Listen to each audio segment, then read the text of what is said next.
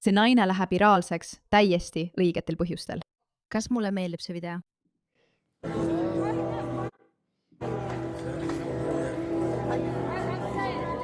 Miks? Ei ole. Miks sa tänaval ei mängi? Ma ei tea, miks ma ei peaks. Sest see pole midagi, mis oleks popp.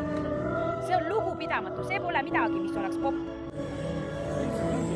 See on lugupidamatu. Seda tehakse ainult ühel ainsal põhjusel. Sa teed seda domineerimise näitamiseks. Me ei tee siin riigis nii. Me ei tee siin riigis nii. Ma olen islamofoob, ma ei ole rassist. Ma ei ole rassist. Ma mõtlen. Me ei öelnud seda rassistidele. See oleks tore.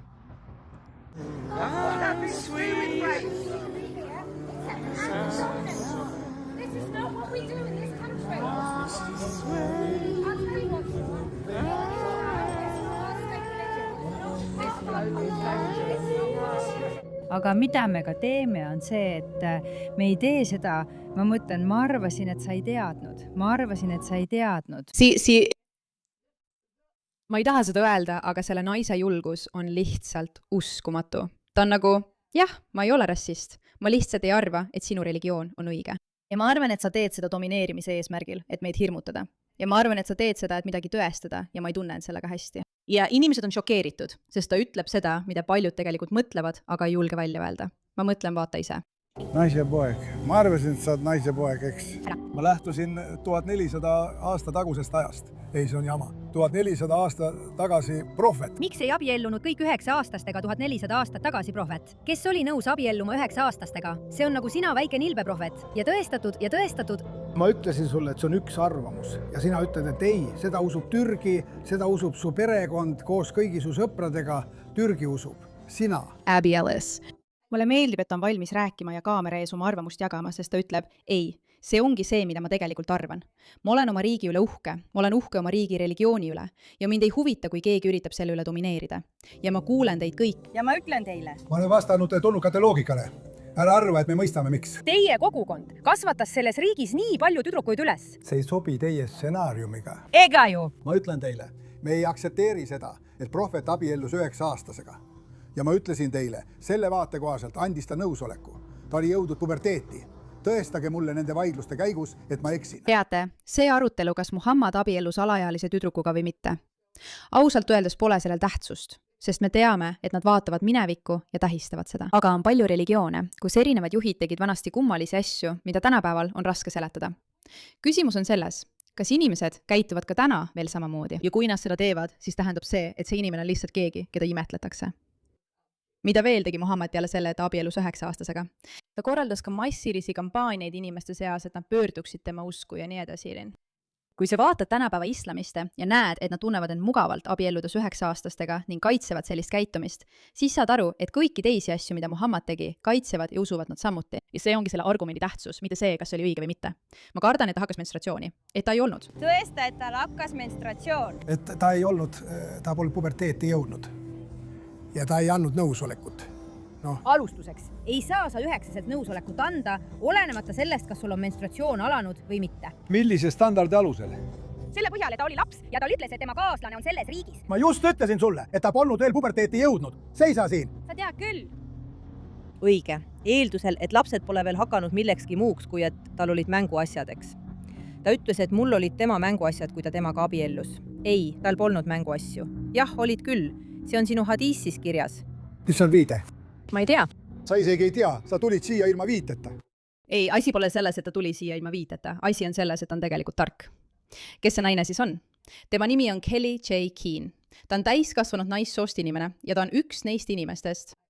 Tema on selle hämmastava video taga. Kas te mäletate seda? Nad ütlevad pööra usku, maksa või sure. Ja nad vaatavad sind otse silma, teades, et sa usud seda valet, et kaasamine oli kõigile hea.